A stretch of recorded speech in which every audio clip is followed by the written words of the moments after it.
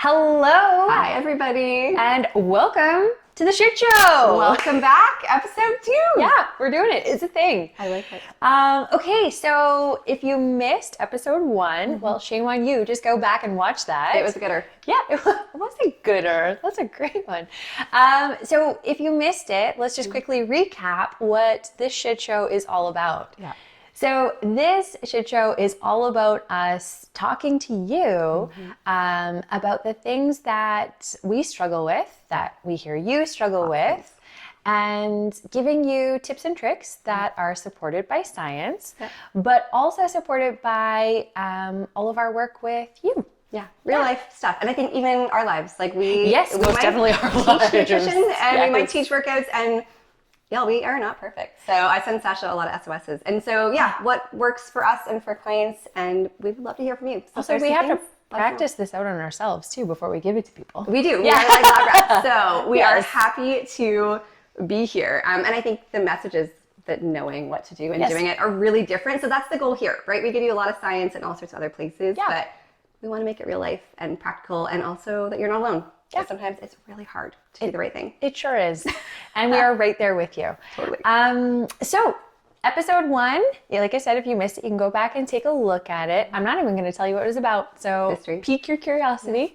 And episode 2, Michelle, what are we going to be talking about? So we are filming this on a Saturday in mid-November, guys. And holidays are arriving. I know you don't want to hear it unless you're one of those people who tree up already, in which case kudos to you. But they're coming, and it's one of the hardest times of year for both us and our clients for eating well, for staying on track with workouts, all the things that make you feel really good and keep you on track. So we're talking about how do you eat well, how do you do your workouts, how do you do the things that make you feel really good so that you feel on track during the holidays, which is the thing we've been talking about ourselves as well. So that is the goal of today, but I think we're going to start with our usual. Yes, Sasha. and so our usual, she's talking about that one time we did it before. So we are actually going to start every episode with what we are struggling with and what we are killing. Yes, it's so important. Yeah, and then we are going to head into our Ask Us Anything, or thing that we're going to be talking about, and then we're going to finish with our best moment of the week, because highlight reels are always amazing. Absolutely, and spoiler alert, mine has nothing to do with food or workouts, so yeah, that's true, actually. But it was awesome. I like it. Okay, so I'm actually going to talk about, I'm going to take the reins on this one. I am going to tell you what we are struggling with and what we are killing, because it's very similar, and Michelle can add more to it when I tell you what it is.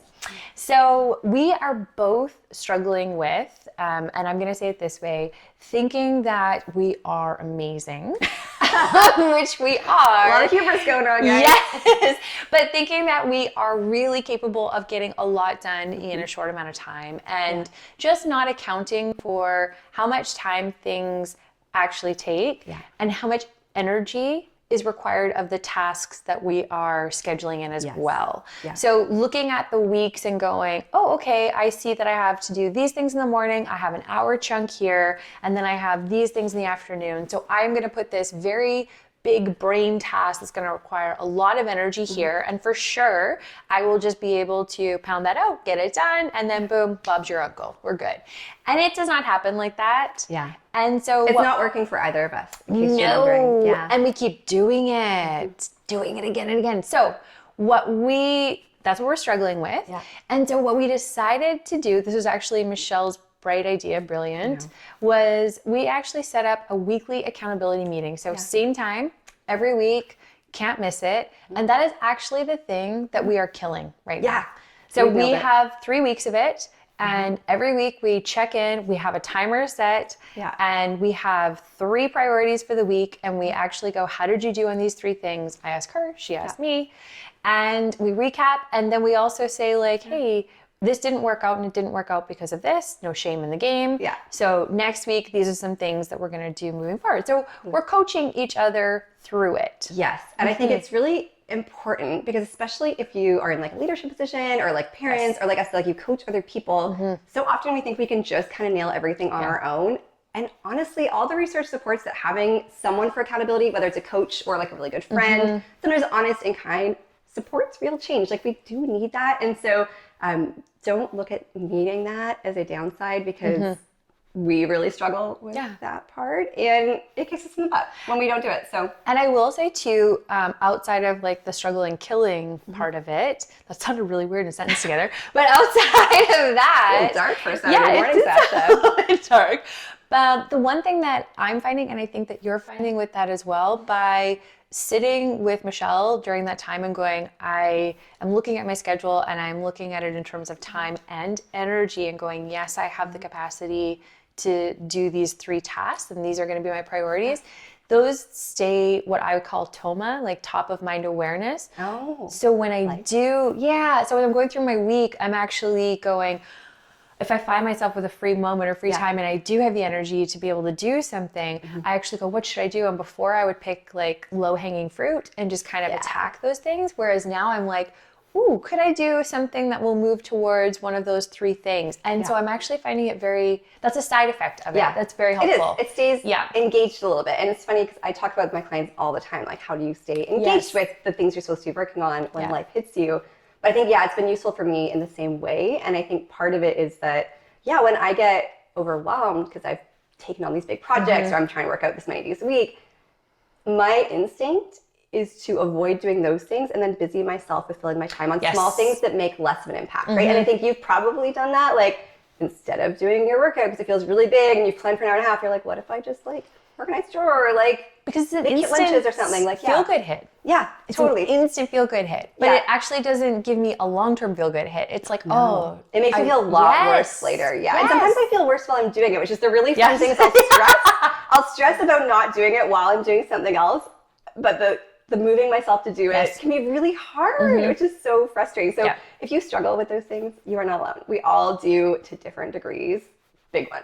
For me. Okay, so now we're going to segue into our topic for this week. So our topic for this week is with the holidays coming up, there is going to be lots of demands on your time. So how do you prioritize your health and wellness? Specifically, we're going to talk about that because that's where we're coming from. And what are kind of like the tips and tricks that we like to use both ourselves and with other people? Totally. So would you like to go first, Michelle? Totally. I'm happy to. And I think our like the things we're struggling and killing with segue so good because when we both talk about this, like for December, for our clients, for us, what it comes down to is knowing your goal and also being really reasonable. So super clear and specific. And is that doable with all the things on your time? Because if you're like us and you like to like shove all the things on your plate under the rug and hope they don't bother you, not effective. And so when I think about... Or you think you're a super person and you can just get all those things done. Oh, completely. I do this even with driving. Like I think I'll make a 20-minute drive in 14 minutes because I've just decided it so. And I run chronically late. It's not a great plan. But with nutrition, like I think a lot of it is that, okay, what is really important? So I see a lot of clients for weight loss, like healthy weight, eating well is really important to me. And so you have to decide, like, is the goal actually to continue that over December? Maybe not. December's a really good month to go, can I challenge myself to maintain if you usually gain? So thoughtful about if you've just started, you've just gotten consistent, and usually Christmas is a shit show for you, or the holidays, there's so much social stuff, you struggle. Aiming to continue that trajectory, not reasonable. You're essentially pulling a Michelle and a Sasha with projects, which is not effective, but maybe you don't have a lot of stuff. And so maintaining a smaller, rate is good. And then the second thing I always look at for clients, and I'm trying to do for myself, is, okay, what is that goal? Like, is it to, just stay stable? But what are the XYZ, the maybe 2 or 3 actions that get you there? Like, really narrow your focus to what are the most important things you're doing now. And that's not usually like avoiding lectins or like, reading this diet book or like doing something big and fancy. It's usually like keeping up your meal planning date every week and like getting veggies on your plate when you're eating out or having that protein shake in the afternoon. So cravings don't hit you when there's a plethora of cookies like in your kitchen. It's the like 2 or 3 like specific to your goal. So really narrowing that like one goal down, what's related to that. And if any other like shiny objects come up, so someone's like, oh, have you tried this diet, or you should take this thing, or like you should stop eating that, you need to run that by, does that get me there faster? Yes. And do I have the bandwidth for it? Because if you're like us, often the answer is like, no, you don't have the bandwidth for 10 more things. It's true. You need to focus. And especially with all the shiny objects that happen in December and all the temptations and the social stuff, staying smaller is actually typically more effective for my clients, as much as I struggle with it on my own. Full disclosure, guys. Yeah. Yeah. What about you? And that actually, it complements it so well in terms of like working out. I like it. Yeah, because what I was going to say is what I coach people on, and I actually use this for myself as well, is know my goal. So know my goal heading into this season, or I actually use this for, I use this for summertime. I use this for if I'm on vacation, like any of those times. This doesn't have to be seasonal necessarily, like holiday time. So I like to say, know your goal. So same with what Michelle is saying, is your goal to, maybe move forward with fat loss? Yeah. Is it strength training? Maybe, are you going to be looking at just maintaining, right? Yeah. And being really honest about what your goal is and what is required of you to meet that goal. So if it is something that's maybe a little bit more intensive, like maybe you're training for a half marathon or something, do you honestly have that time, given that there's going to be more demands placed on your time this season, because there always is? And be honest, because it's going to feel worse not to be successful at that than it is to be like, I've decided to put that off until January because this is going to make me feel good and I'm going to focus on this now instead. Yeah. And there's some good science around that. It eats away at what your sense of competence is. Yeah. And so that's what I will say. Know your goal, know the time that you have to dedicate to your goal, and is it realistic? And then from there, if your goal is, say, fat loss, then we know what is the minimum effective dose for that. Because if we know the minimum effective dose, that is the nitty gritty that you need to actually plan your week. So great, you need to get 2 strength workouts and 1 maybe metabolic workout. And that's it right there. Yeah. That is your minimum effective dose, and you can actually do that. Yeah. And then if it's maybe just to maintain, great. What does that mean to you? Yeah. And you can get 2 strength workouts in a week, and you can schedule those. Totally. And I don't know what's happening outside. There's a baby crying outside the door. Right now. Yeah. But yes, so that is it. So know your goal, be reasonable and realistic with it, and the time that you have available to you, and knowing there's going to be more demands on your time. Yes. And then from there, once you know that goal, you can then figure out what that minimum effective dose is to achieve it. And then you can just schedule those in and just check those boxes. Yeah. Totally. Yeah. And one of the things that I always say to clients, even outside of holidays, which full disclosure, I struggle with myself, is to, when you're setting that goal, whether it's like veggies every meal or how much protein or how many workouts, is to set the bar so low. Yes. You could walk over it on your hardest, busiest I like that. week. So if you think about, like, for me, the week before Christmas is always insane, right? I have the last week off usually. I'm trying to get everything done. Last few clients are like, and we all have social things, and you're like buying presents.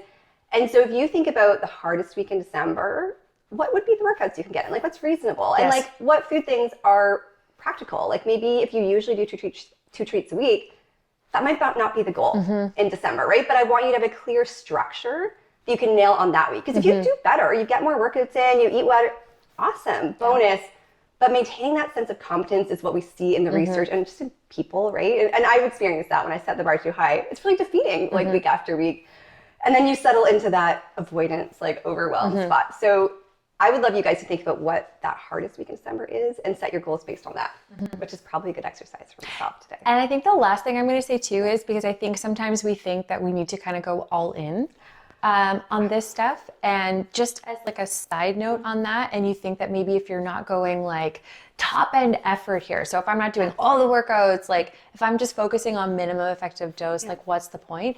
Here's the thing, like minimum effective dose. So if you're doing the minimum for your goal, you are maintaining. You're not backsliding. 100%. And so then when January starts, you're in a really great place to move forward. Like such a good place to move forward from, rather than being in a place where you're kind of like, you've done a little bit of a backslide. So now you actually have to get the wheels going again and get started. So that's actually great if you can just hold. Maintenance is an amazing goal for December. And it's honestly the one I push the most. I think the other thing that happens when you feel really shitty, like at the end of December and January 1st hits and you're like bloaty and gross and regain 5 pounds, you missed all your workouts, is you tend to get sucked into like what we call compensatory stuff. So you're like, I need to detox. So I'm going to do 5 days of workouts every day that make me want to die. And don't do that. That feels really good for a few days, but that kind of thing tends to trigger that same flip-flop, right? Where you burn out and you can't sustain it, and then you feel defeated, and then you stop for a while.